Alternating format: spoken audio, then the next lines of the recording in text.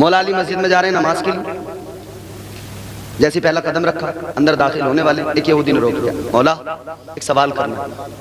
क्या सवाल है? वो यहूदी कहने लगा मौला अली से कि अली, सवाल मेरा ये है कि आप मुझे ये बताओ कि वो जानवर कौन हैं जो अंडे देते हैं और वो जानवर कौन हैं जो बच्चे देते हैं।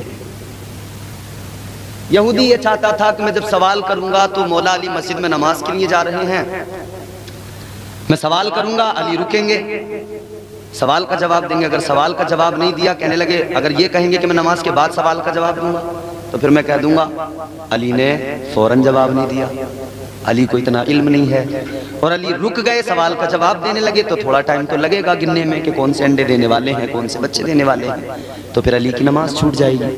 मकसद उसका दोनों तरह से यही था कि मैं अली को या तो नमाज से रोक लूं या फिर मैं अली को बदनाम कर दूं कि अली को आता जाता कुछ भी नहीं। मगर जिसने मुस्तफ़ा की बारगाह में तरबियत पाई हो,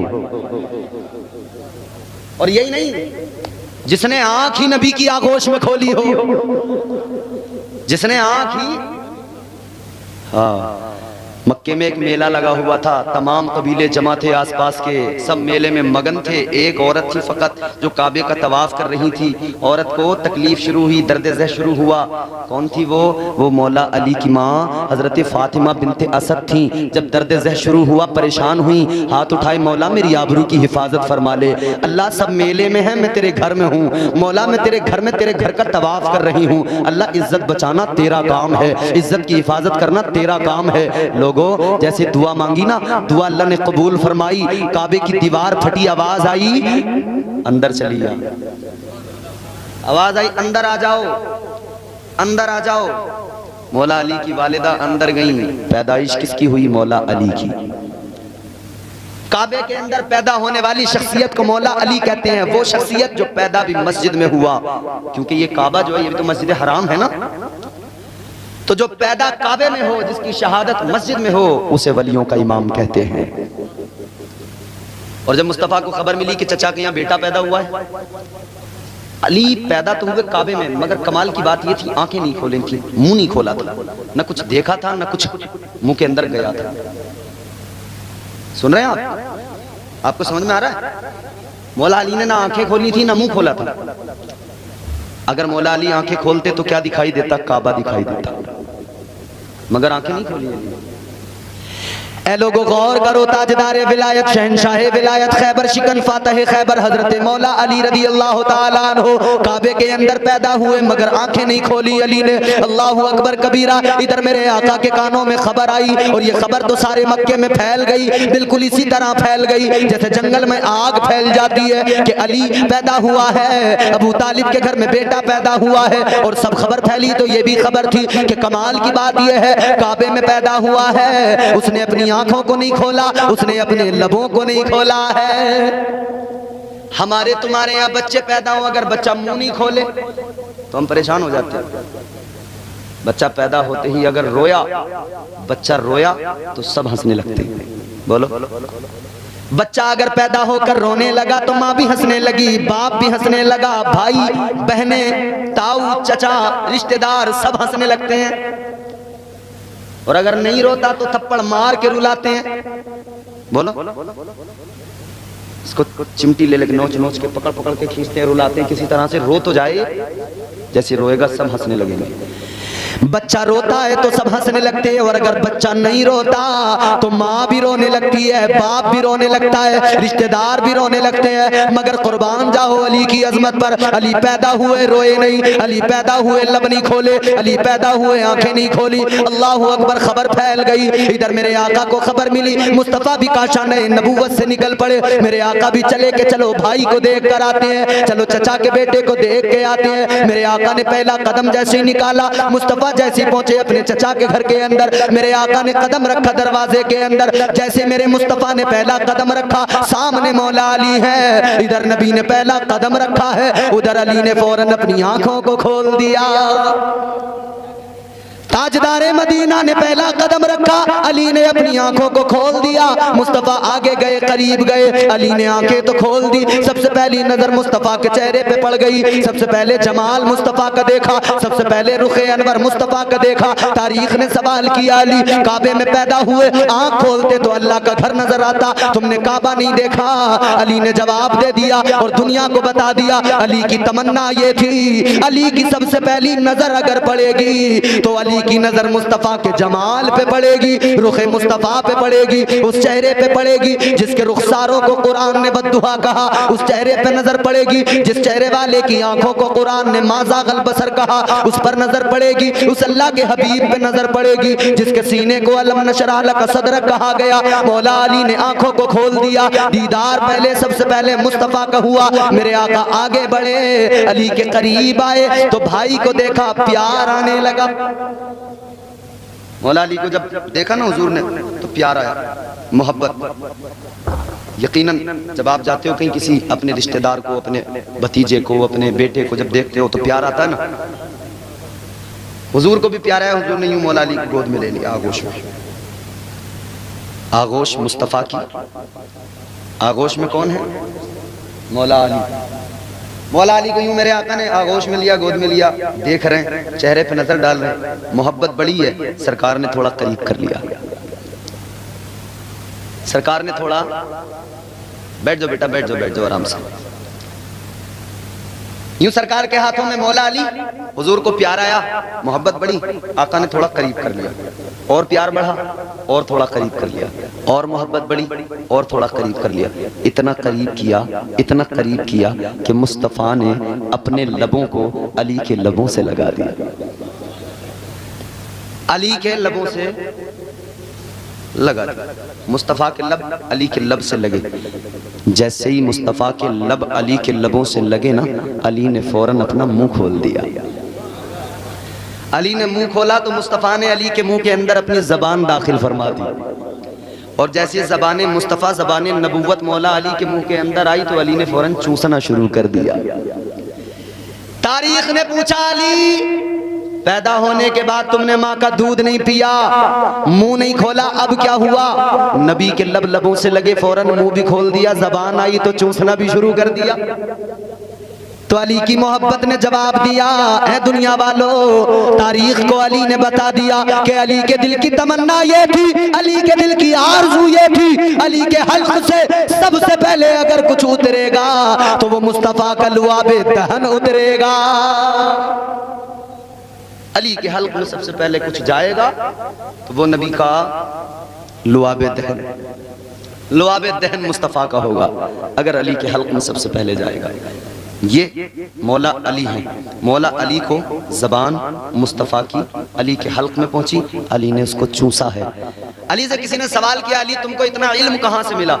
अली ने कहा दो बातें हैं, एक तो ये कि जब मैं पैदा हुआ तो सबसे पहले नबी की ज़बान मैंने चूसी, और दूसरी बात ये कहते हैं जब मुस्तफ़ा जान रहमत ज़ाहिरी तौर पर दुनिया से रुखसत हुए, कहते हैं मैंने आखिरी गुस्ल दिया अपने आका को, और जब मैंने गुस्ल दिया ना तो मुस्तफ़ा की पलकों पर पानी के कतरे रुक गए थे।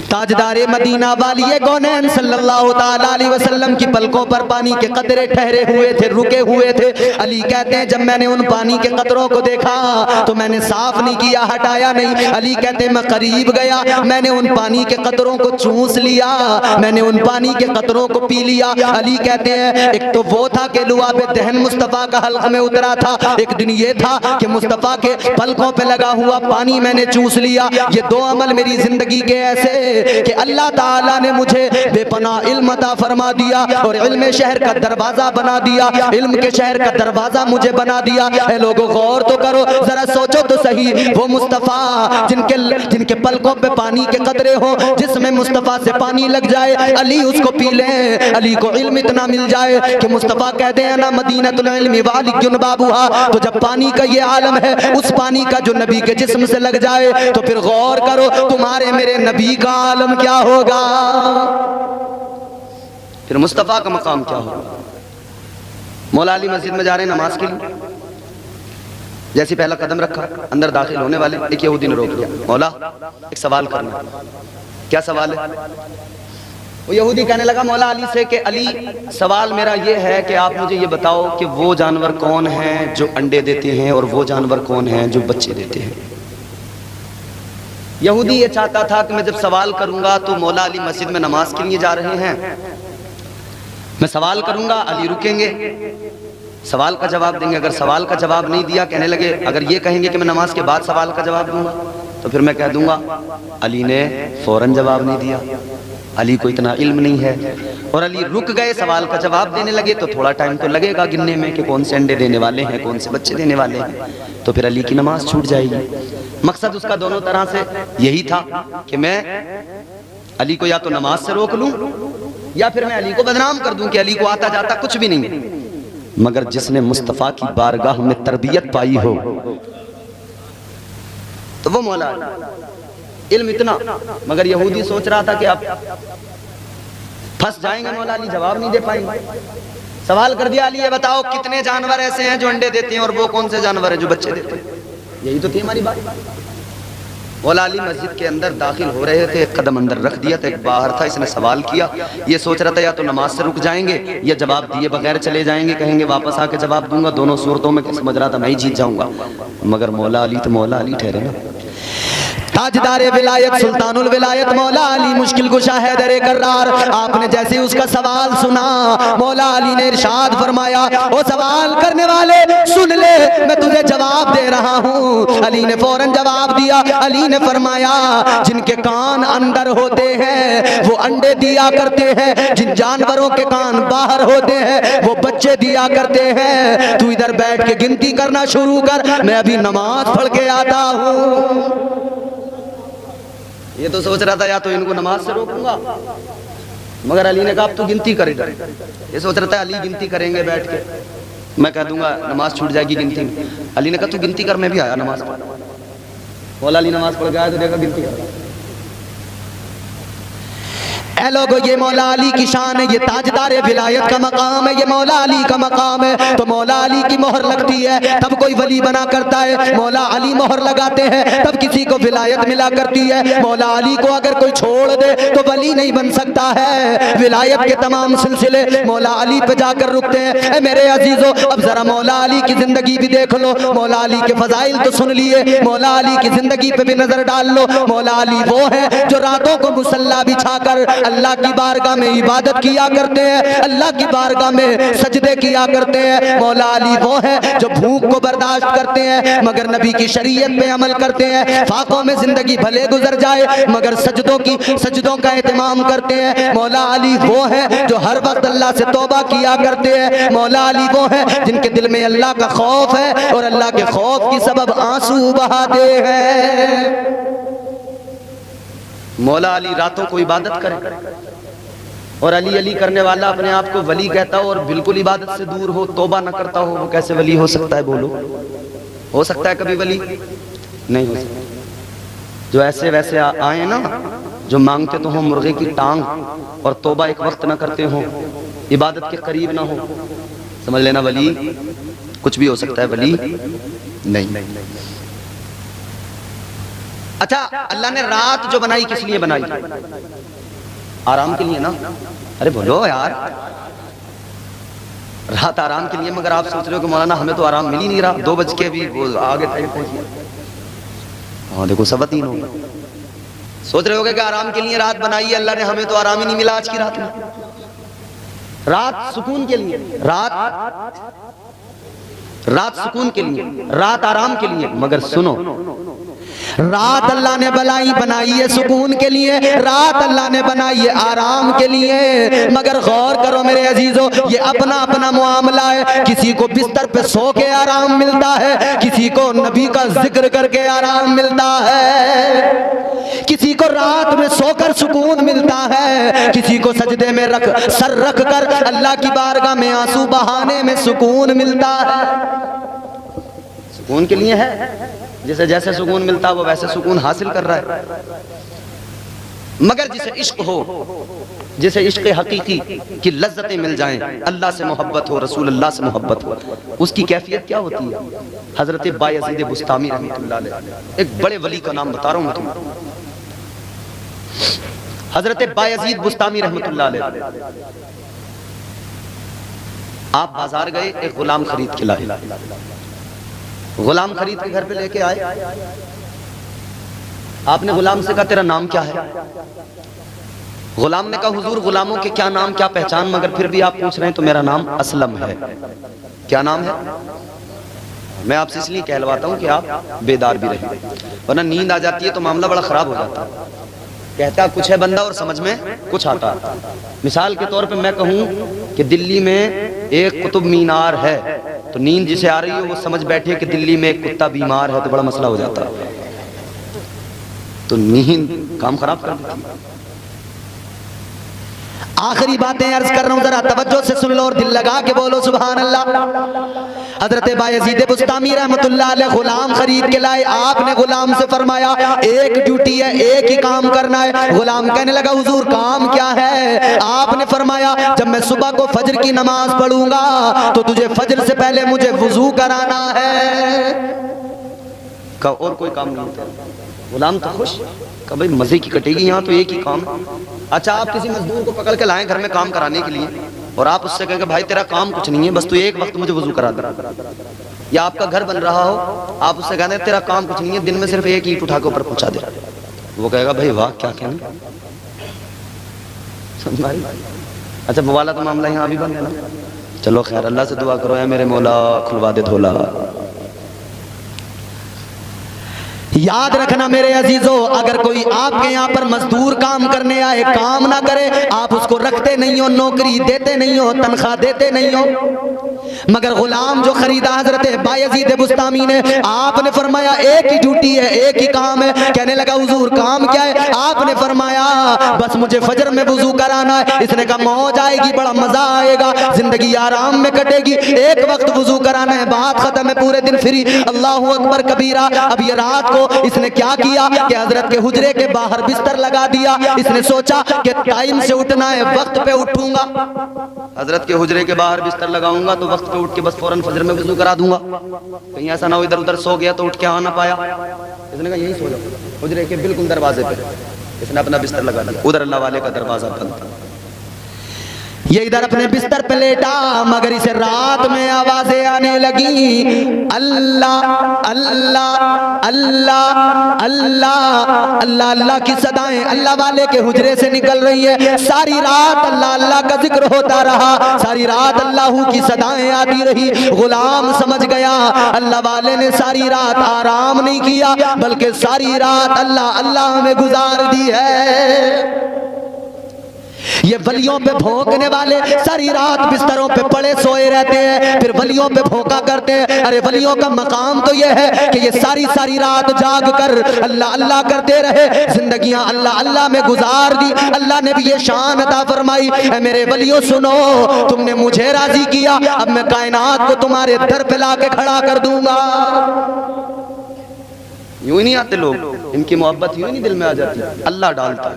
कौन डालता है? अल्लाह डाले तो कोई मुल्ला निकाल सकता है? फिर पजामा का चाहे जितना ऊंचा हो। जब अल्लाह ने दिल में मोहब्बत डाली तो मुल्ला की क्या मजाल के दिल से मोहब्बत निकाल सके। उजले कपड़ों में सिकंदर हो जरूरी तो नहीं। ये 4 मिसरे पढ़ लो, हिंदुस्तान में जहां भी पढ़े अल्हम्दुलिल्लाह, पूरे मुल्क में तकरीबन मेरी तकरीरें हो चुकी हैं और हो भी रही हैं। जहां भी पढ़े लोगों ने बड़ी मोहब्बत से सुने। जाइस वालों को देखता हूँ, चौथे मिसरे का एहतराम करेंगे यानी इस्तकबाल करेंगे यानी क्या भाई, ये हमारे इफ्तिखार बहाने अल्लाह ने सलामत रखे। बड़ी अच्छी आदत है, बड़ा अच्छा अखलाक है इनका। नाजिम साहब शायद चले गए, बड़ी अच्छी निजामत कर रहे थे वो भी। चौथा मिसरा आपकी तवज्जो पूरी है? बोलो, सुना दूं या रोक लूं? जोर से बोलो, रोक लूं सुना दूं? तो जोर से बोलो सुभान अल्लाह। उजले कपड़ों में सिकंदर हो जरूरी तो नहीं। कपड़े देख के कभी इंप्रेस मत होना। बड़े बड़े झूठे आदमी बड़े बड़े सफेद लिबास पहनते हैं, एक एक नंबर के मक्कार, झूठे, काजिब, हराम खाने वाले, डकार भी नहीं लेते, पूरा सफा कर जाते हैं और लिबास बड़ा चमकीला, बिल्कुल कड़क स्त्री, कड़कदार कपड़े। और मोहल्ले वाले भी उस हराम के खाने वाले इंसान को इतनी अहमियत देते हैं। आइए कुर्सी पर बैठिए। आइए, अरे इस दौर में गरीब क्यों ना हो इंसान, अगर अल्लाह ने उसे तौफीक दी ना ये वाली कि वो हराम से बचे और हलाल के लुक़्मे खाए, समझ लेना वो इस दौर का वली है। वली इस दौर में हराम से बचना बहुत जरूरी है। उजले कपड़ों में सिकंदर हो जरूरी तो नहीं, मैले कपड़ों में कलंदर भी तो हो सकता है। अब सुनना चौथा मिसरा, उजले कपड़ों में सिकंदर हो जरूरी तो नहीं, मैले कपड़ों में कलंदर भी तो हो सकता है। जिस भिखारी को हिकारत से पुकारा तूने, उसके कासे में समंदर भी तो हो सकता है।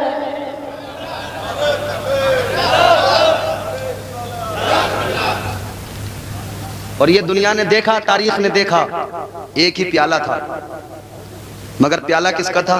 गरीब नवाज का था। हम पे आदे हैं वजीरों में गिने जाते हैं, चिश्तिया दर के फकीरों में गिने जाते हैं। जब से ख्वाजा ने इनायत की नजर डाली है, कांच के टुकड़े थे हीरों में गिने जाते हैं।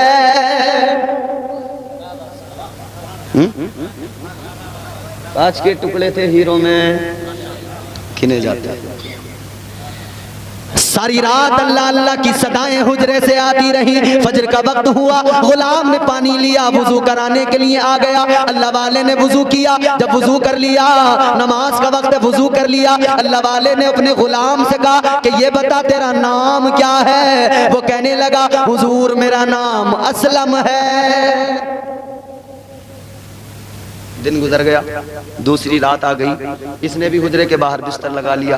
फिर रात भर अल्लाह अल्लाह अल्लाह अल्लाह अल्लाह अल्लाह की सदाएं आती रही। सारी रात अल्लाह अल्लाह अल्लाह अल्लाह इबादत में गुजार दी। अल्लाह वाले ने सुबह का जैसी फिर सहर वक्त सहर हुआ ना, तो अल्लाह वाले का दरवाजा फिर खुला, गुलाम फिर पानी लेके आया, इसने वुजू कराया।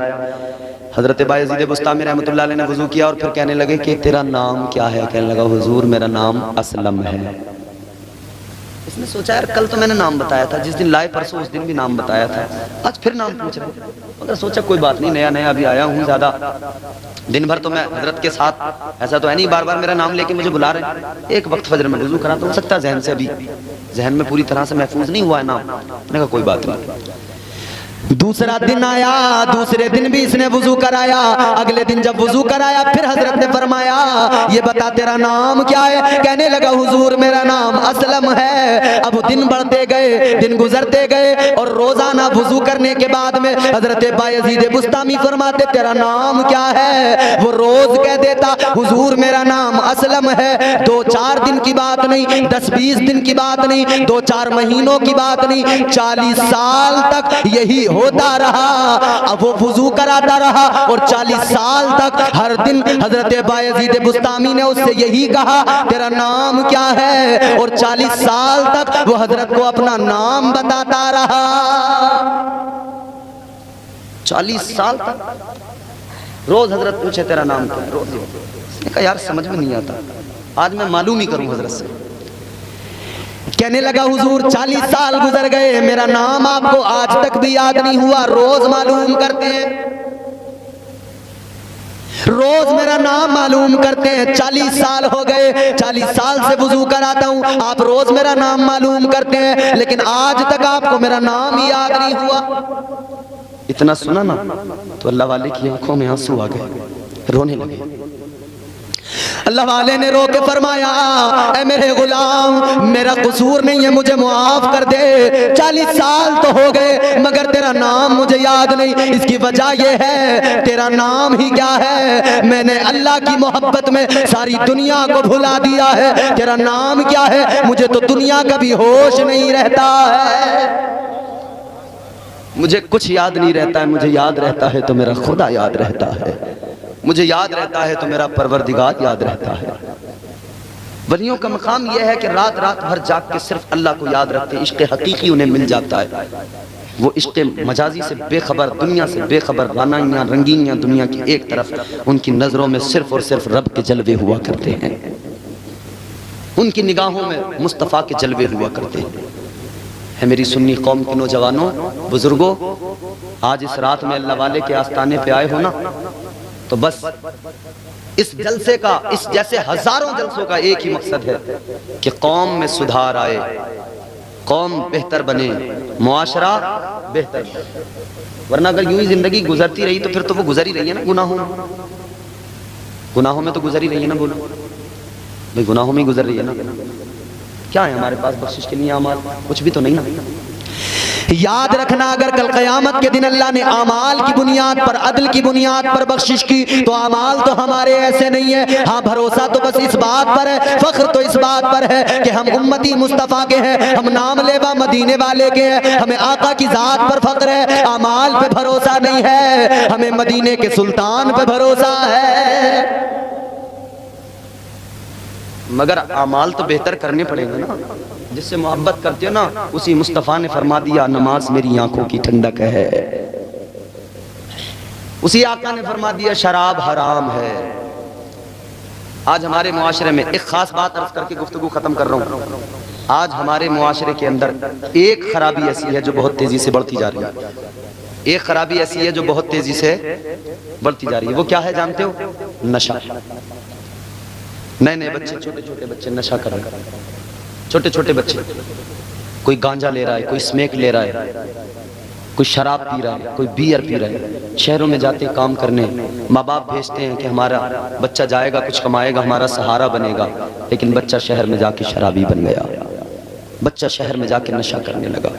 क्या गुजरती होगी ना उस माँ के दिल पे, जिसने बेटे को शहर तो इसलिए भेजा था तरक्की करेगा, बेटा शहर से शराब पी के आया तो नालियों में लौट रहा है। उस बाप के दिल पे क्या गुजरती होगी जिसने बच्चे को शहर में भेजा था कामयाब होके आएगा, लेकिन ये तो बाप की इज्जत को पैरों से रौंद के आ रहा है। क्या गुजरती होगी ना उन माँ बाप के दिलों पर।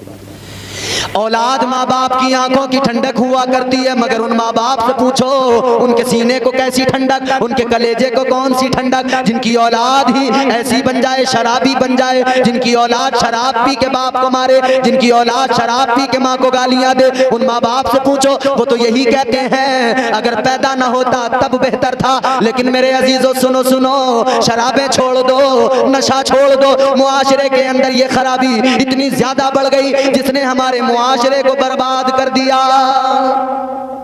छोटे छोटे बच्चे, 14-14, 15-15 साल के बच्चे नशा कर रहे हैं। हम पूरी दुनिया, हम पूरे हिंदुस्तान में घूम रहे हैं, दुनिया में तो नहीं, पूरे हिंदुस्तान, आसपास के तमाम सूबे जो यूपी से लगे हुए हैं वो भी, उसके अलावा भी साउथ वगैरह में सब में जाते हैं, हम देख रहे हैं माहौल। शराब को लोगों ने फैशन बना लिया। मॉडर्निटी के नाम पर शराब पी रहे हैं लोग। कह रहे हैं कि मॉडर्न लोग शराब पिया करते हैं। शहर में काम करने गया लड़का, वहां जाकर बियर पी रहा है। उससे पूछो क्या है, कहने लगा टॉनिक है, टॉनिक, सेहत बनाने का टॉनिक। अच्छा टॉनिक है? चलो मैं आपको बताता हूँ शराब कितनी गंदी चीज है। बताऊं कितनी गंदी चीज है? याद रखना मेरे अजीजों, शराब इतनी गंदी चीज है, इतनी गंदी चीज है, इतनी गंदी चीज है शराब। मेरे आका ने फरमा दिया एक कतरा शराब का, एक कतरा शराब का अगर मोमिन के हल्क से उतर गया, मोमिन की जबान पर लग गया, उसकी गंदगी का ये आलम है। फरमाया गया उससे इतनी गंदगी हल्क में आई, इतनी गंदगी जबान में आई, इतनी गंदगी वजूद में आई। एक कतरा अगर जिस इंसान के हल्क से उतरा, 40 दिन तक न उसकी कोई इबादत कबूल होगी, न उसकी कोई दुआ कबूल होगी। शराबे पी पी के ज़बानें कर ली गंदी, फिर कह रहे हैं कि दुआ कबूल नहीं हो रही। साहब गंदी ज़बानों से दुआएं कबूल होती हैं कभी? बोलो। कह रहे हैं अल्लाह वाले के मज़ार पे भी आके दुआ मांगते कुछ नहीं होता। क्या तुम्हारे शराब पीने से ये राजी होते? क्या शराब पीने से मुस्तफा राजी होते? क्या नशा करने से हुजूर राजी होते? इस जलसे में आए हो ना मेरे अजीजों, मेरा पैगाम है तुम्हें, खुद भी, अपने बच्चों को भी, अपने आसपास के लोगों को भी यही पैगाम देना। इस मुआशरे में जो सबसे बड़ी तबाही शराब की है, अल्लाह ताला फजल फरमाए हमारे मुआशरे से ये खराबी दूर हो जाए और इसको दूर करने में काम करना है, हमें मेहनत करनी है, अपनी नस्ल को बचाना है, अपने बच्चों को बचाना है। अगर अमल हो गया तो तकरीरें कामयाब हैं, जलसे कामयाब हैं, वरना ना तकरीरें किसी काम की, ना जलसे किसी काम के। चाहे जितना उछलो रात भर, चाहे लंगर में 11 तो 12 देगे नहीं, तुम 12,000 देगे बना लो बिरयानी की, लंगर बांट दो। जलसों का फायदा उसी वक्त है जब जलसों से इस्लाह भी हो, जलसों से लोगों के दिल में मोहब्बत भी पैदा हो। बोलो। बिरयानियों से खाली काम नहीं चलता, याद रखना। ये कौम बोटी रोटी के पीछे भाग पड़ी, बिरयानी के पीछे भाग पड़ी। हाँ, बिरयानियां बनाओ, लंगर करो, सब आपका काम है, मगर इतना याद रखना, ये नबी का दीन है, मुस्तफा का दीन है। ये दीन बिरयानी से नहीं फैला, ये दीन तो हुसैन की कुर्बानी से फैला है। अल्हम्दुलिल्लाह अभी छत्तीसगढ़ में हमने शराब के ताल्लुक से गुफ्तगू की। अल्लाह का बड़ा एहसान, मैं तो गुनाहगार हूँ, मेरी कोई औकात नहीं। अल्हम्दुलिल्लाह 4 नौजवान उठ के आए, उन्होंने कहा हजरत आज तौबा करते हैं, दिल पे असर हो गया, आज से इंशाअल्लाह कभी शराब नहीं पिएंगे। अल्हम्दुलिल्लाह तौबा की उन नौजवानों ने, और मैं दुआ दे रहा हूँ अल्लाह उन्हें उस तौबा पर इस्तिकामत अता फरमाए। आज आप भी अहद कर लो, अगर कोई शख्स कभी शराब के करीब गया है तो आज अहद कर ले, तौबा कर ले, या अल्लाह आज के बाद कभी शराब को हाथ नहीं लगाऊंगा। इस मजमे से जाओ तो ये अहद करके जाओ। और आखिरी बात सुनो, हम कहते हैं वलियों से मोहब्बत है हमें, तो वलियों का तरीक़ेकार अपनाओ, उस पर अमल करो, समझ रहे हो। एक आखिरी बात सुनो, इधर तो जाम उठाते हैं ना लोग मजे से, कहते हैं टॉनिक है, कभी टॉनिक बोल के, कभी मॉडर्निटी के नाम पे शराब पीते हैं, मगर सुनो उधर क़यामत का दिन होगा ना, उधर नफ्सी नफ्सी का आलम होगा, उधर कोई पुरसाने हाल नहीं होगा, उधर कोई बचाने वाला नहीं होगा, उधर एक ही ज़ात है मुस्तफ़ा की। अगर मुस्तफ़ा की बारगाह में मदद मांगने जाओगे तो क्या ये शराब वाली गंदी ज़बान लेके जाओगे? अगर ये ज़बान देख के हुजूर ने मुंह फेर लिया, फरमा दिया तू मेरा नहीं है, तू तो शराबें पिया करता था, तो बताओ क्या होगा क़यामत में? बताओ कौन होगा पुरसाने हाल? गौर करो मेरे अजीजों, ताजदार मदीना वाली कौनैन सल्लल्लाहु ताला अलैहि वसल्लम ने फरमाया कल क़यामत के दिन होगा, नफ्सी नफ्सी का आलम होगा, एक एक कब्र से 70 मुर्दे निकल के आएंगे। कितने? एक एक कब्र से। आखिरत को याद किया करो, मौत को याद किया करो। हजरत आयशा सिद्दीक़ा रज़ियल्लाहु ताला अन्हा फरमाती हैं कि मैंने एक मरतबा हुजूर से मालूम किया, या रसूल अल्लाह, एक वो इंसान जो कभी जिहाद में नहीं गया, जिसने कभी तलवार नहीं उठाई, जिसने कभी जिहाद में मैदान जंग में खड़े होकर लड़ाई नहीं की, या रसूल अल्लाह आपकी उम्मत में कोई ऐसा भी शख्स है कि उसे मरतबा शहादत का मिला हो मगर उसने कभी जिहाद में हिस्सा ही नहीं लिया हो, कभी उसने कोई जंगी नहीं लड़ी हो इस्लाम के लिए, कभी उसने तलवार नहीं उठाई हो, वो मैदान जंग में शहीद ही नहीं हुआ मगर उसे मरतबा शहादत का मिल गया, तो हुजूर ने क्या फरमाया?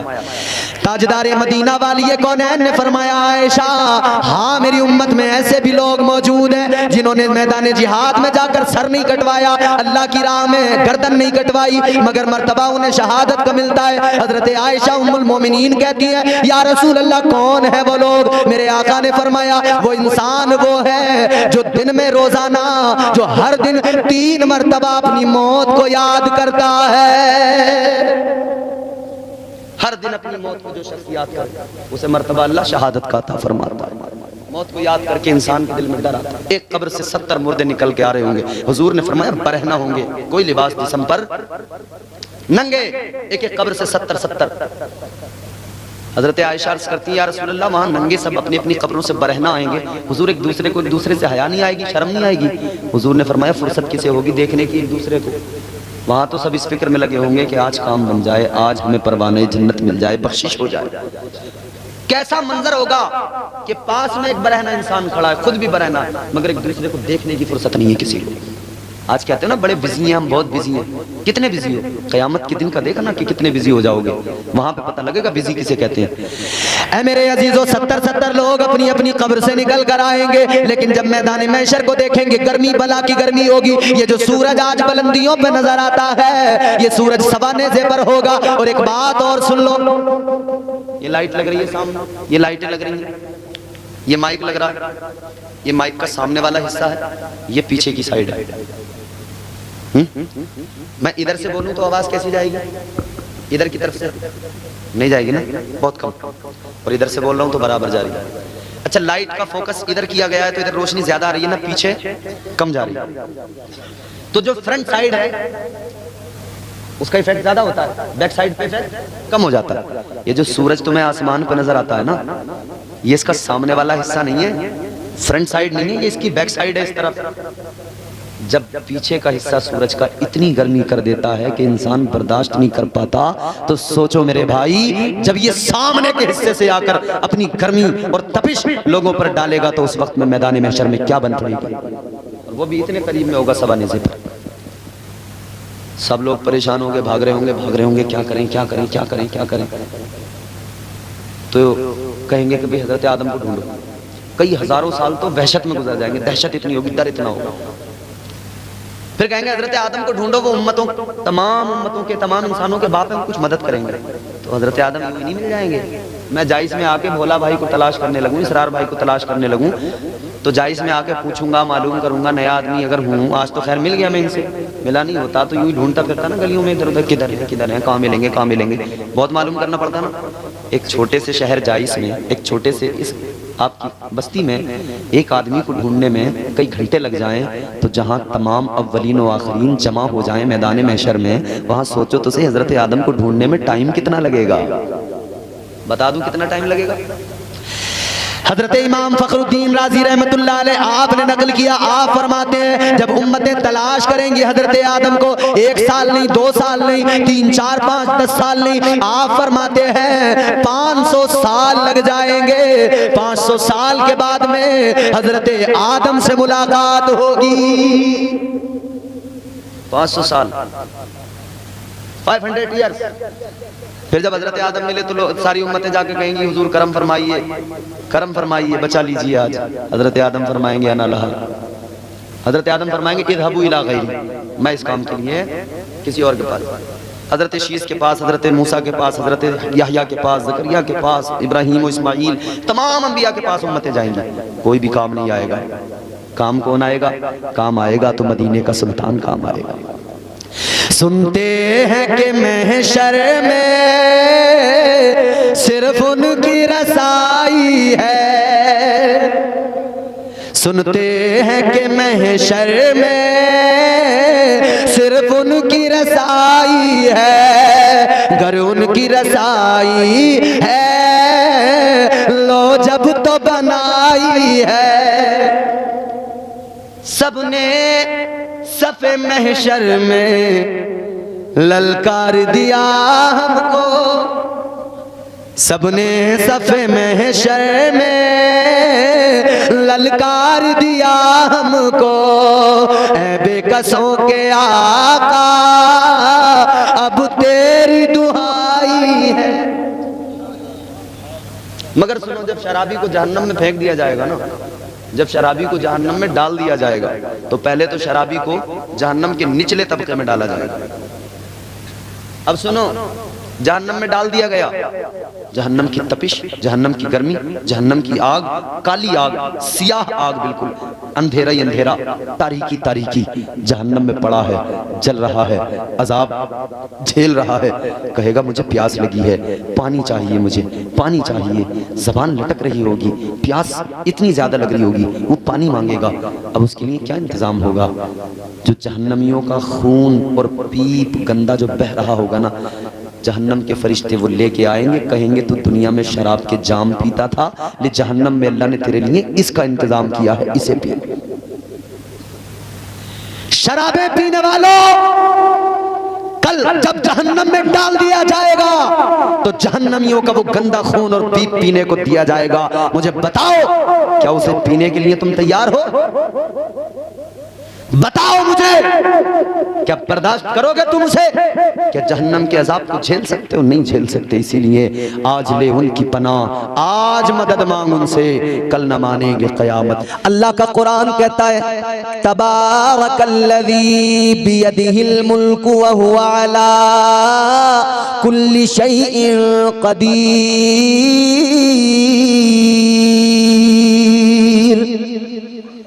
कुरान कहता है बड़ी बरकत वाली जात है परवरदिगार की, वही मुल्कों का मालिक है, तमाम कायनात का मालिक वही परवरदिगार है, असल बादशाहत उसकी। तू चाहे जितना बड़ा मालदार बन जा, तू चाहे जितनी जमीनें खरीद ले। इधर आपके यहाँ जमीनें जो नापी जाती हैं, बीघा चलता है ना, बीघा बीघा। किसी के पास 10 बीघा जमीन है, किसी पे 20 बीघा, किसी पे 50 बीघा। 50 बीघे वाले का एटीट्यूड बिल्कुल अलग है, वो जरा सा कर्रो फर के साथ रहता है, जोम होता है उसको, जमींदार जो कहलाता है ना वो। और अगर किसी पे 100 बीघा फिर तो पूछो मत, उसके ठाट बाट अलग ही नजर आते हैं। 100 बीघा जमीन खरीदने वाले, 50 बीघा जमीन खरीदने वाले, तू 50 बीघा जमीन पे अकड़ गया, 100 बीघा जमीन पे अकड़ गया, मगर इतना याद रख ले, ये 50-100 बीघा जमीन तूने खरीदी, जब तेरी आंखें बंद होंगी तेरे बच्चे कैलकुलेटर लेकर हिसाब लगाना शुरू कर देंगे, ये फौरन अपना हिसाब पकाएंगे, किसके हिस्से में कितना माल आया, किसके हिस्से में कितनी जमीन आ रही है। तू उधर कब्र में जाएगा, तेरी औलाद जमीन का बंटवारा करेगी, तूने 100 बीघा खरीदी, तेरे हिस्से में कितनी आई, तू 200 बीघा भी खरीद ले, तेरे हिस्से में फकत 2 गज जमीन आएगी। बस तेरे हिस्से में 2 गज आएगी, तू उसी में दफनाया जाएगा, उससे ज्यादा तेरा हिस्सा दुनिया में है ही नहीं। ताजमहल बनाने वाला भी छोड़ के चला गया ना, मर गया ना। बोलो भाई, दुनिया के अजूबों में शामिल है ताजमहल, बड़ी अजीमुशान इमारत है, देखी है आप लोगों ने। मैं गया था देखने, सफेद पत्थर चमकदार, और मैं तो देखकर भी उस वक्त आया था जब ये क्या बोलते हैं इसका, तौबा अस्तगफिरुल्लाह माज़अल्लाह, नाम ऐसे जबान पे नहीं आते। एक सदर आया था किसी मुल्क का, डोनाल्ड ट्रम्प, तो साहब उसको धोया गया था ताजमहल को, याद है आप लोगों को? हमने जाकर देखा, मैंने कहा वाकई, मगर साहब जिस इमारत को बड़े शौक से बनाया था, आज दुनिया आकर देख तो रही है, मगर वो बादशाह दुनिया से चला गया।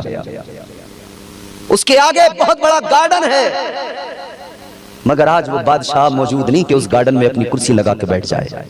बोलो, लाल किला भी किसी ने बनाया था, लाल किला भी जो है दिल्ली में अपनी अजमत का ऐलान कर रहा है, मगर लाल किला बनाने वाला बनाकर दुनिया से चला गया। बड़े किले बने, बड़ी इमारतें बनी, सब दुनिया से चले गए। किसको क्या हिस्सा मिला? जमीनें यहीं, इमारतें यहीं, कितनी हिस्से में आई? सिर्फ 2 गज जमीन।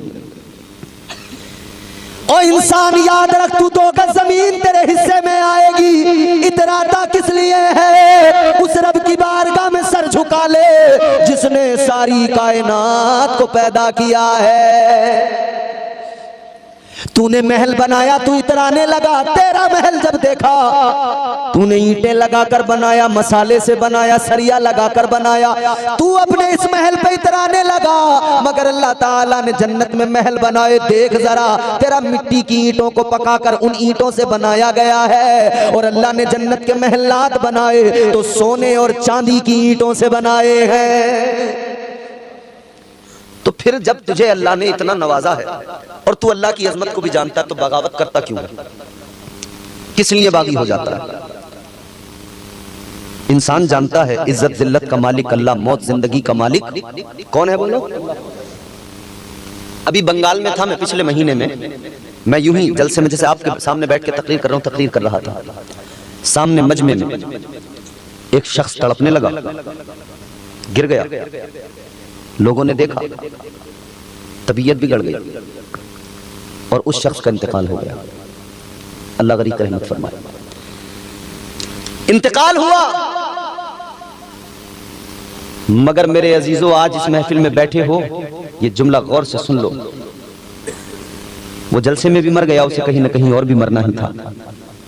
मौत तो एक न एक दिन आनी थी, मगर कितना खुश नसीब था, अल्लाह और उसके रसूल का जिक्र सुनते सुनते दुनिया से चला गया। ये भी तो मुकद्दर की बात है ना।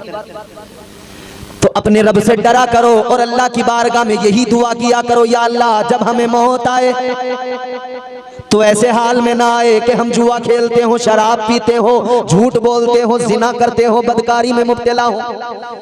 या अल्लाह हमें मौत आए तो ऐसे हाल में ना आए। दुआ किया करो, या अल्लाह मौत आए तो इस हाल में आए कि हम मस्जिद में हो, सजदे में सर झुका हो और जिस्म से जान निकल जाए।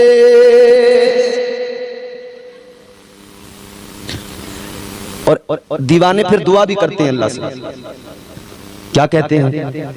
काश दिल की ये हसरत, काश दिल की ये हसरत कम से कम निकल जाए, काश दिल की ये हसरत, काश दिल की ये हसरत कम से कम निकल जाए, मेरा सर हो सजदे में और दम निकल जाए, मेरा सर हो सजदे में। दुआ किया करो, वो सुपर पावर है अल्लाह। हमने सबसे पहले, हम जब दुनिया में आए हमें उसी रब का नाम सुनाया गया कि तू उस रब का बंदा है।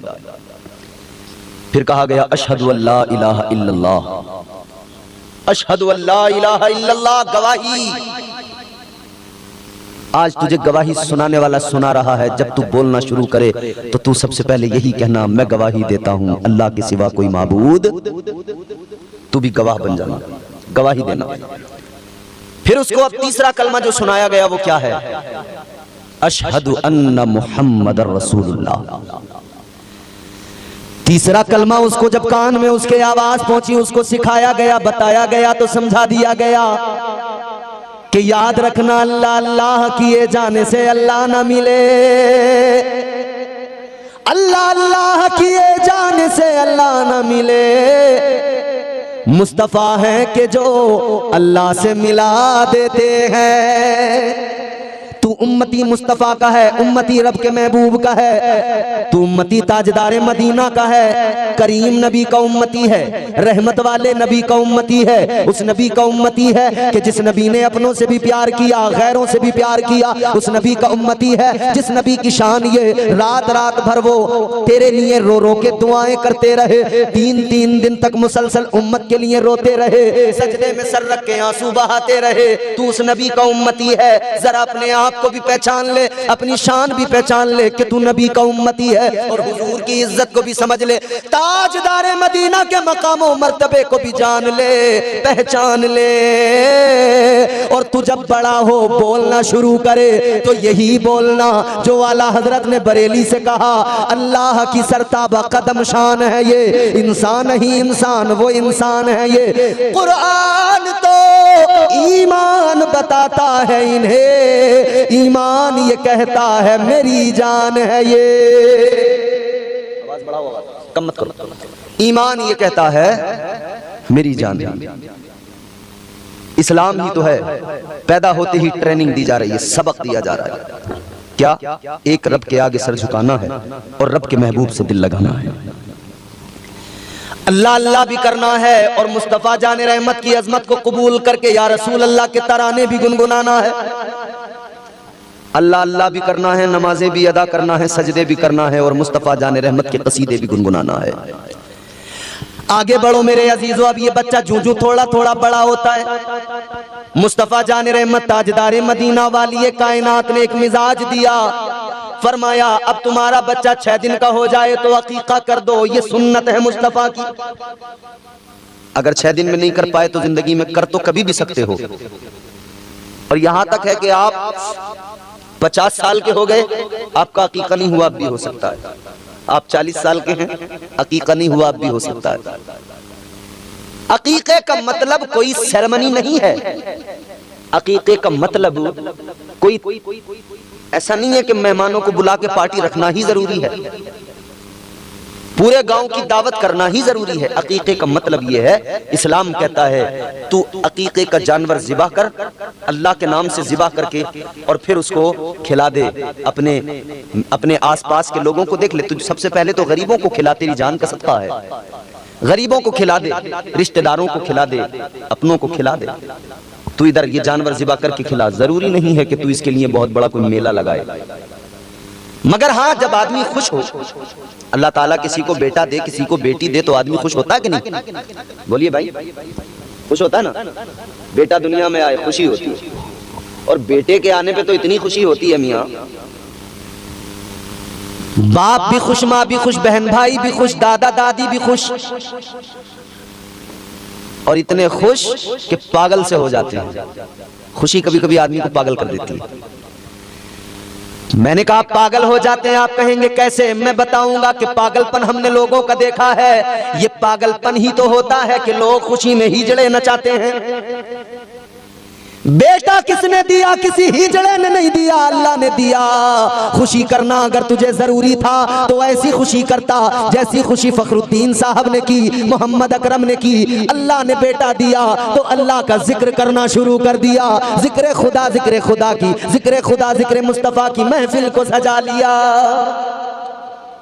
मगर ये होता है पागलपन के, बंदा अब नाचने लगा, डीजे आ गए, जाम से जाम टकराने लगा। अभी मैंने एक सोशल मीडिया पर एक वीडियो देखी, इमाम साहब आप हैरान रह जाएंगे। हिजड़ा एक है उसमें ख्वाजा सरा, तो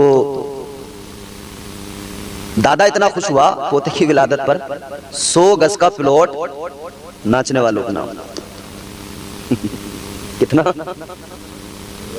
100 गज का प्लॉट नाचने वालों के नाम कर दिया। जुमे के दिन मस्जिद की गोलक सामने आती है ना, तो आदमी जेब में तलाश करता बड़ी देर तक, किधर गया वो नोट जो 10 का था फटा हुआ,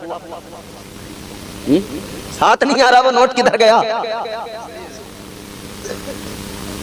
पोता दुनिया में आया, तूने नाचने वाले को 100 गज का प्लाट तो दिया।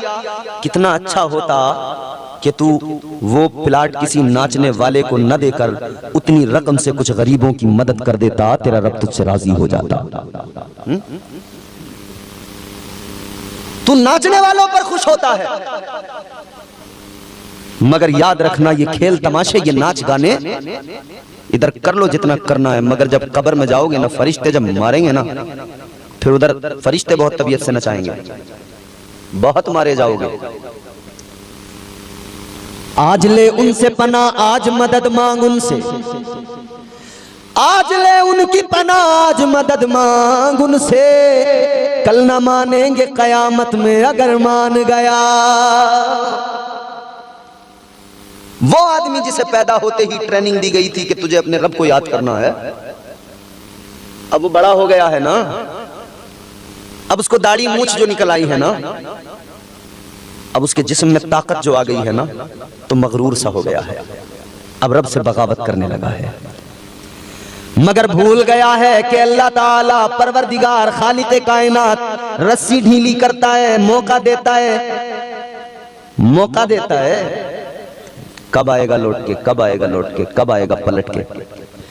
और जब हद हो जाती है ना, पलट के नहीं आता, फिर जब रस्सी खींची जाती है ना, फिर मोहलत का वक्त खत्म होता है, फिर अल्लाह की गिरफ्त, अल्लाह की पकड़ इतनी सख्त है कि फिर कोई कायनात में बचाने वाला नहीं, पूरी दुनिया मिलकर जोर लगा ले मगर कोई बचा नहीं सकता है। अल्लाह करीम बहुत है, वो तो करम फरमाता है कि हमारे इतने जुर्म होने के बावजूद भी हमसे प्यार करता है और हमें खाने पीने को अता कर रहा है। वो नवाजने पे आए तो नवाज दे जमाना, वो नवाजने पे आए तो नवाज दे जमाना। वो करीम ही जो ठहरा तो करम का क्या ठिकाना। गर्दिश में कहा उसके मुकद्दर का सितारा, हो जिसको मयस्सर तेरी रहमत का सहारा। तन्हा है अकेला है तू, यकता है अहद है, गैरत तेरी करती नहीं शिरकत को गवारा। हक ये है कि तुझ बिन कोई माबूद नहीं है तेरे सिवा कौन मददगार हमारा। वो हमारा रब है, वो हमारा परवरदिगार है।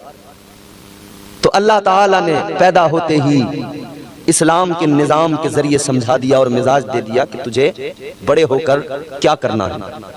सबसे पहले तौहीद का सबक दिया गया, फिर रिसालत का सबक दिया गया, फिर उसे कामयाबी के रास्ते बताए गए। आज तुम दुनिया के अंदर कामयाबी के रास्ते तलाश करने की कोशिशें कर रहे हो। कितने लोग हैं जो सोशल मीडिया पर, यूट्यूब, फेसबुक पर बड़े बड़े बिजनेसमैन, उनकी वीडियोस, उनकी एडवाइस ले रहे हैं, उनकी वीडियोस देख रहे हैं कि हमें कोई आइडिया मिल जाए, बिजनेस कर लें, बड़े कामयाब आदमी हो जाएं, हम तरक्की कर लें। कामयाबी का रास्ता तलाश करने वाले दुनिया के अमीरों से इंस्पायर होने लगे। दुनिया के मालदारों से इंस्पायर होने लगे और वहां उनकी एडवाइस सुनकर कामयाबियों के रास्ते ढूंढने लगे। ये क्यों भूल गए मुसलमानों, पैदा होते ही तुम्हें कामयाबी का रास्ता बताया गया था।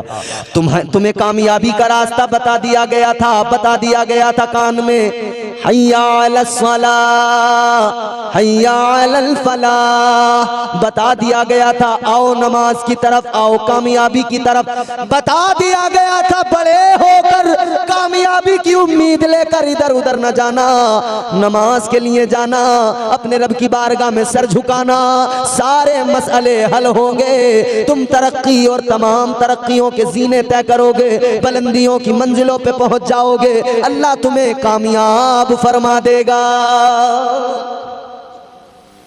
अल्लाह की अगर रहमत शामिल ना हो, दोस्त रस के लोगों, आप बड़ा अच्छा सुनते हैं, अल्लाह ताला आपको सलामत रखे, मगर ईमानदारी से दिल से खुद अपने आप से सवाल करें। आप अंबानी के साथ जाकर बिजनेस कर लें, आप बिल गेट्स के साथ जाकर बिजनेस कर लें, एलन मस्क के साथ जाकर बिजनेस कर लें आप, और ये जो है अपने इंडिया में क्या नाम इनका, अडानी चच्चा, इनके साथ बिजनेस कर लें आप, सब इनका ही है, पूरा देश यही चला रहे हैं, अडानी साहब हैं, अंबानी साहब हैं, मगर किसी के साथ भी आप बिजनेस कर लें, अगर अल्लाह तुम्हें कामयाबी देना नहीं चाहे तो ये पूरी दुनिया के अमीर आकर जोर लगाएं और किसी को कामयाब करके दिखाएं। कर सकते हैं? नहीं कर सकते जब तक के रब की रहमत ना हो, रब की रजा शामिल ना हो। अब आप कहेंगे कि साहब हमारे लिए तो मौलाना साहब आप यूं कह रहे हैं कि अल्लाह की बारगाह में आओ, अल्लाह की बारगाह में सर झुकाओ तब कामयाबी मिलेगी, तो एलन मस्क कौन सा झुका रहा है अल्लाह की बारगाह में सर? बिल गेट्स कहां अल्लाह की बारगाह में सर झुका रहा है? अंबानी कहां अल्लाह की बारगाह में सर झुका रहा है? इतना बड़ा एम्पायर है, इतना बड़ा बिजनेस है अडानी। अरे तो भाई तुमने मुस्तफा की हदीस नहीं सुनी, तुमने मुस्तफा की हदीस नहीं सुनी, कुरान नहीं सुना? ताजदारे मदीना वाली ये कायनात मुस्तफा जाने रहमत ने ऐलान फरमा दिया, दुनिया मोमिन के लिए कैद खाना है, काफिर के लिए जन्नत है। और अल्लाह ने कुरान में फरमा दिया, ज़ुय्यिना लिल्लज़ीना कफ़रुल हयातुद दुनिया व यस्खरूना मिनल्लज़ीना आमनू वल्लज़ीना इत्तक़ौ फ़ौक़हुम यौमल क़ियामा। अल्लाह का कुरान भी तो यही बता रहा है कि परवरदिगार ने इस दुनिया को काफिरों के लिए खुशनुमा बना दिया है। इस दुनिया को अल्लाह ने काफिरों के लिए खुशनुमा, रंगीन, खूबसूरत, हसीन बना दिया है। तुम या हमारे लिए अल्लाह ने दुनिया को रंगीन नहीं बनाया, खूबसूरत नहीं बनाया, तो हमारा क्या? भाई इनके तो मजे आ गए ना, यहाँ इन पे दौलत, भरपूर माल, मगर मेरे भाई 50 साल 60 साल की उम्र में यहाँ के इनके मजे मत देख। वो जो हजारों साल की, उसमें कोई सालों की कैद नहीं, जो दायमी जिंदगी है ना अल्लाह की तरफ से, मरने के बाद फिर जो वो दायमी जिंदगी स्टार्ट होती है हश्र में, आखिरत वाली जिंदगी, उसमें सारे के सारे बड़े बड़े अमीर कबीर, बड़े बड़े वक्त के फिरौन, नमरूद, कारून, शद्दाद, फरिश्ते खींच खींच के दोज़ख में ले जा रहे होंगे। फिर वही मोमिन होगा, मुसलमान होगा, मुस्तफा जाने रहमत का गुलाम होगा, फिर उसके ठाट बाट देखना, जन्नत में उसका महल होगा, जन्नत में बागात का मालिक होगा, जो चाहेगा वही उसे वहां मिल जाएगा। यहाँ दुनिया में किसी का बंगला देखकर अश अश न किया करो, तुम मस्जिद में जाकर अपने रब को राजी किया करो, आखिरत में अल्लाह ऐसा बंगला अता करेगा, ये दुनिया के बंगले वाले देखेंगे, रश्क करेंगे और रोएंगे, हाय हाय हम दुनिया बनाने में लग गए, आखिरत को भूल गए। ये तो 50-60 साल की है मियाँ, यहाँ तो मर जाते हैं, वहां नहीं आएगी मौत। एक बार जन्नत में गए फिर मौत को पहले ही मौत आ जाएगी, खत्म सिस्टम। फिर जो जन्नत में जन्नत में, दोज़ख में दोज़ख में, जो जन्नत में फिर उन्हें कोई मौत नहीं आ रही, उन्हें मजा ही मजा है, बहारें बहारें, हाय हाय हाय। अभी उन्वान जरा आगे बढ़ाना, वरना जन्नत पे अगर तबसरा कर दूं, खुदा की कसम जन्नत क्या चीज है ना। जन्नत में कई दर्जे हैं, जन्नत के कई दर्जे हैं। जन्नत के अंदर जन्नतुल नईम भी है, जन्नतुल मावा भी है, जन्नतुल फिरदौस भी है, कई दर्जे हैं। मगर जन्नतुल फिरदौस जो है वो जन्नत का आला दर्जा है। और मेरे हुजूर ने उम्मत को तालीम दी, हुजूर ने उम्मत को सिखाया कि जब तुम अल्लाह से जन्नत मांगा करो ना दुआ में, तो जन्नतुल फिरदौस मांगा करो। कौन सी जन्नत? जन्नतुल फिरदौस। और मेरी बहनों, आप भी जन्नतुल फिरदौस ही मांगा करो। और जन्नतुल फिरदौस ऐसी नहीं मिलेगी कि यहां जिक्र हो रहा है और तुम आपस में अपनी बातें शुरू कर रही हो। मीलाद है तो आप अल्लाह और उसके रसूल का जिक्र सुनिए। यहां आपको वो बात बताई जाएगी जो जिंदगी और आखिरत को बेहतर बनाने वाली है। जन्नतुल फिरदौस, मेरे हुजूर फरमाते हैं अल्लाह से जब भी जन्नत मांगो जन्नतुल फिरदौस। हुजूर की बारगाह में सहाबा अर्ज करते हैं, या रसूलल्लाह जन्नतुल फिरदौस क्या है? ताजदारे मदीना वाली ये कायनात मुस्तफ़ा जाने रहमत ने ऐलान फरमाया, ए मेरे सहाबा, जन्नतुल फिरदौस जन्नत का वो आला दर्जा है जिसके ऊपर रहमान का अर्श है। जन्नतुल फिरदौस जन्नत का वो आला दर्जा है जहां से जन्नत की नहरें निकलती हैं। जन्नत में दूध की नहरें हैं, शहद की नहरें हैं, बागात हैं, फल किस्म किस्म के। अलगरज हर नेमत जन्नत में मौजूद है। दुनिया में भी जब अल्लाह ताला ने इतनी हजारों लाखों करोड़ों नेमतें अता की हैं, तो फिर जन्नत का तसव्वुर करके तो देखो। तो कामयाबी का रास्ता अल्लाह ताला ने बंदे को पैदा होते ही इस्लाम के निजाम ने सिखा दिया। कामयाबी का रास्ता क्या? नमाज का रास्ता। कामयाबी का रास्ता क्या? मस्जिद का रास्ता। कामयाबी का रास्ता क्या? सजदों का रास्ता। मगर अल्लाह रहम फरमाए, हमारे यहाँ हम सब काम कर लेंगे, मगर साहब बस यही काम हमारे लिए बहुत दुश्वार है। नमाज ही पढ़ने में हमें बड़ी दिक्कत है। अभी हम आ रहे थे ना, तो ये आपके करीब का जो शहर है, हमें रोक दिया गया। हमें बता दिया था ज़फरुद्दीन भाई ने कि रोकेंगे आपको।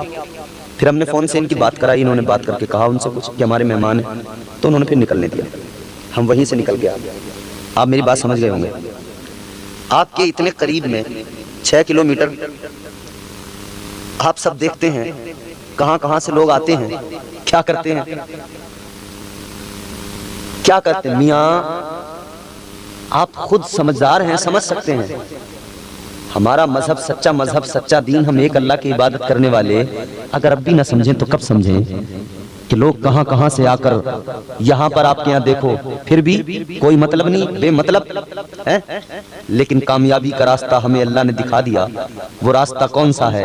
वो रास्ता हमें पता लग गया, फिर भी हम नमाजें पढ़ने को तैयार नहीं, फिर भी हम इबादत करने को। और ये हाल है, अल्लाह रहम करे, हमारे यहाँ जवानों की हालत यह है कि जुमा टू जुमा, उसके अलावा बीच में सफा चट, क्लीन बोल्ड है बिल्कुल, तीनों गिल्लियां उड़ी हुई हैं। जुमे के बीच में कोई आता ही तो नहीं।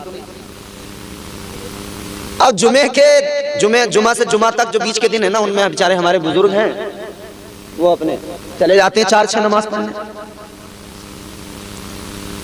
अब ये फिर जब जुमा आएगा, फिर ये सब मुस्टंडे निकल के आएंगे, आस्तीनें चढ़ा चढ़ा के, कलफदार कपड़े पहन पहन के, कुर्ते पजामे, हट्टे कट्टे। और ये जो हफ्ता भर से मस्जिद में अगली सब में नमाज पढ़ लेते हैं, इन्हें तो कोनियां मार मार के एक तरफ को कर देते हैं। ये इधर से कोनी मारी इधर। अभी तो ठंड का मौसम है, जुम्मे के दिन मजा ले किसी और को गर्म पानी मिल जाए मस्जिद में। इनके अलावा गर्मी का मौसम हो तो पंखे की हवा में, बिल्कुल पंखे के नीचे वो खड़ा होगा जो जुमे से जुमा आता है। हफ्ते वाले को तो साइड लगा देते हैं। और फिर मजे की बात यह है कि जुमे से जुमे में आए, वो भी कितनी देर को आए। इमाम साहब खुतबे के लिए खड़े हुए तो ये आए जनाब, इमाम साहब ने फर्ज नमाज पढ़ाई तो ये भाग छूटे, भाग लिए। 2 रकात पढ़ने आया था। क्या है भाई 2 रकात, कौन सी नमाज पढ़ने आया था, तो बता दे। ये उलमा बैठे हैं, हम लोग आज तक नहीं समझ पाए 2 रकात नमाज पढ़ने कौन सी आया। जुमे की तो 2 रकात है नहीं, जुमे की 14 है, जोहर की 12 है। तुम 2 रकात कौन सी पढ़ने आए थे? ईद की पढ़ने आए थे, कोई नफिल पढ़ने आए थे, शुक्राने की नमाज पढ़ने आए थे, क्या पढ़ने आए थे? ये 2 रकात नमाज पढ़ने वाले खुदा के बंदो, अल्लाह से डरा करो। एक हफ्ते में 1 बार आ रहे हो, वो भी 2 पढ़ के भाग जा रहे हो। एक एक हफ्ते में आए हो तो कम से कम इतना तो किया करो, जरा रुका करो मस्जिद में, नमाज मुकम्मल अदा करके थोड़ी देर बैठ के अल्लाह का कलाम भी पढ़ लिया करो और ये शुक्र अदा कर लिया करो, या अल्लाह जुमे का दिन है, तूने तौफीक दी, मैं तेरे दरबार में आ गया।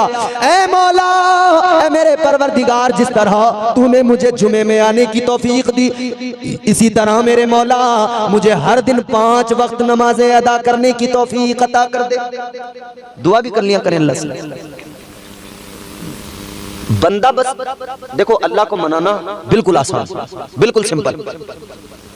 जिसने अल्लाह को राजी कर लिया उसका काम बेहतरीन, और अल्लाह को मनाना कोई मुश्किल काम थोड़ी है, बड़ा बिल्कुल आसान है भैया। बस नमाज पढ़ना है, अल्लाह राजी, बिल्कुल आसान है।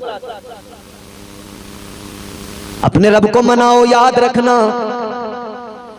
अच्छा, मर्दों का हाल तो इल्ला माशाअल्लाह, औरतों का हाल यह है कि औरतों ने तो हमारी ये सोच लिया हम पे नमाजी फर्ज नहीं है, माज़अल्लाह, अल्लाह रहम करे। वो तो पढ़ती नहीं है एक भी वक्त की, उन्हें तो बस इतना पता है कि हमें तो रोटी पकाना है, और कोई काम नहीं है हमारा। झाड़ू, बर्तन, रोटी, भैंस का दूध निकालें, घी निकालें, ये सब।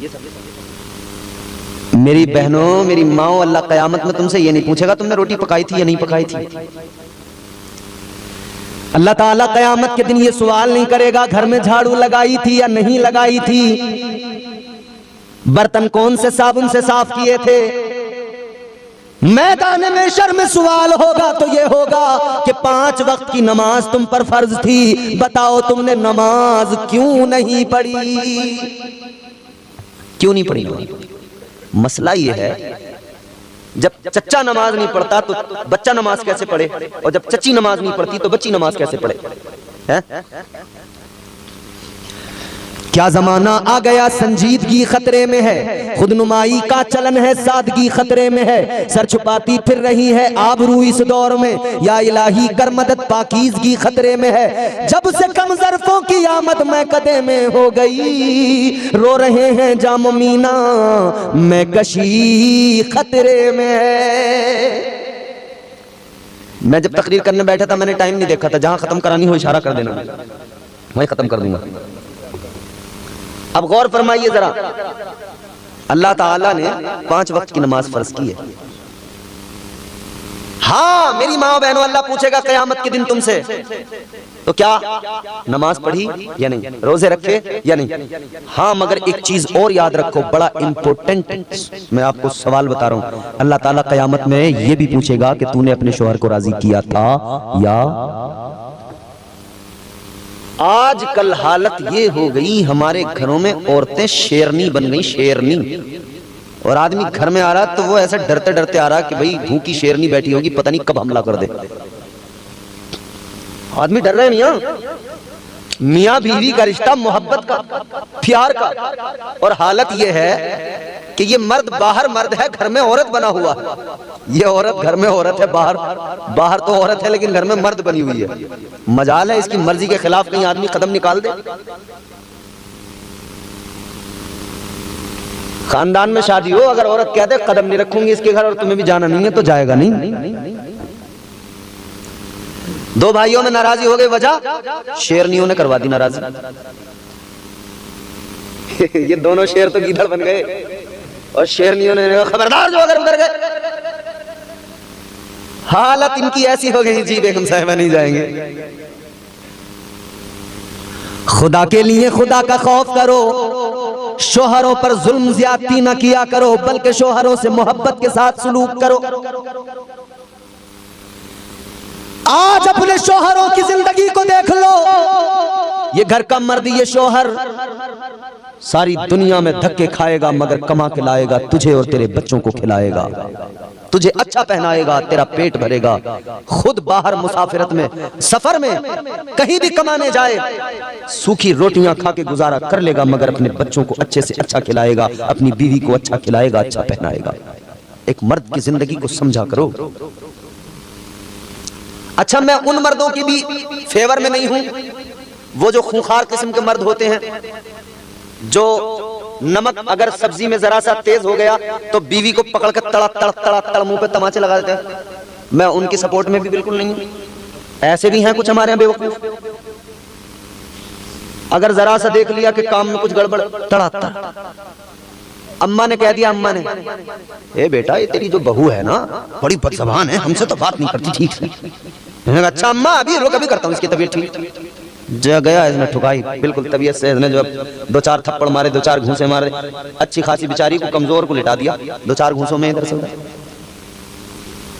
ना ना ना ना, इस्लाम ये नहीं सिखाता। इस्लाम कहता है जिंदगी बीवी के साथ शोहर ऐसे गुजारे जैसे मेरे हुजूर ने अपनी बीवियों के साथ जिंदगी गुजारी, और बीवी शोहर के साथ जिंदगी ऐसे गुजारे जैसे मेरे हुजूर की बीवियों ने हुजूर के साथ जिंदगी गुजारी। कितना प्यार था, कितनी मोहब्बत थी, कितना प्यार था। ज़िम्नन बात आई, अर्ज करके निकलता हूं। प्यार अल्लाह अकबर, इतना ताजदार मदीना वाली कायनात मुस्तफा जाने रहमत हजरत सैयदा खदीजतुल कुबरा से इतना प्यार फरमाते थे, इतना प्यार फरमाते थे। हजरत सैयदा खदीजतुल कुबरा तबीयत खराब, बीमार है, जिंदगी के आखिरी अय्याम है। सैयदा फातिमातुज़ ज़हरा का बचपन है। हजरत खदीजतुल कुबरा ने सैयदा फातिमातुज़ ज़हरा से कहा जाओ अपने अब्बा को जरा बुला के लाओ। सैयदा फातिमातुज़ ज़हरा गई आका की बारगाह में, या रसूल अल्लाह अब्बा जान अम्मी ने बुलाया है। अल्लाह अल्लाह, मेरे आका ने फरमाया क्या बात है? तो हजरत खदीजा ने कहा या रसूल अल्लाह, ए मेरे अब्बा अम्मी ने आपकी चादर मंगाई है, मुज़म्मिल वाली चादर। अल्लाह अल्लाह, मेरे हुजूर ने चादर दी। हजरत फातिमा चादर लेकर गई, पीछे पीछे मेरे हुजूर भी पहुंच गए। आका ने फरमाया ए खदीजा चादर किस लिए मंगाई, क्या मामला है? अब सुनो जुमला। सैयदा खदीजतुल कुबरा कहती है, ए मेरे सरताज महबूबे खुदा, ए आका मेरे दिल की तमन्ना है कि जब मैं दुनिया से रुखसत हो जाऊं आपकी चादर का मुझे कफन दिया जाए। ये तो सैयदा खदीजा की तमन्ना थी, ये उनकी आरज़ू थी। मगर हुजूर का जुमला सुनो मेरी बहनों, आप भी और मेरे भाइयों आप भी सुनो। ताजदार मदीना ने फरमाया ए खदीजा चादर की क्या बात है, अगर तुम कहती मैं अपनी खाल भी जिस्म की उतार के दे देता।